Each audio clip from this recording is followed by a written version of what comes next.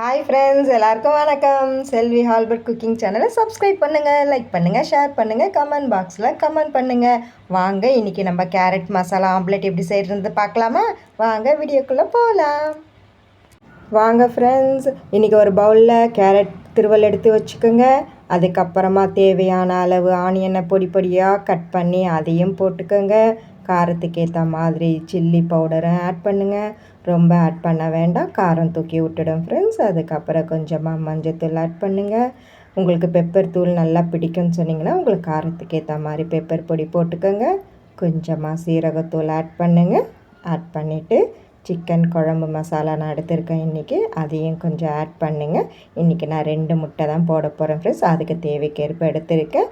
கொஞ்சமாக சால்ட் எடுத்துக்கோங்க.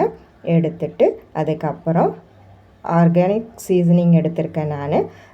அதுக்கப்புறம் சில்லி ஃப்ளெக்ஸ் எடுத்திருக்கேன். சில்லி ஃப்ளெக்ஸ் இல்லைன்னா நீ மிக்ஸி ஜாரில் காஞ்ச மிளகாய் நல்லா பொடி பொடியாக அரைச்சி அதில் போட்டுக்கோங்க. அப்புறம் 2 முட்டையை உடச்சி ஊற்றுங்க. நல்லா பீட் பண்ணுங்கள்.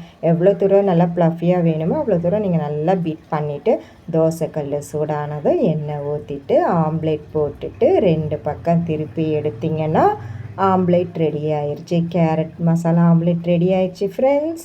தேங்க்யூ.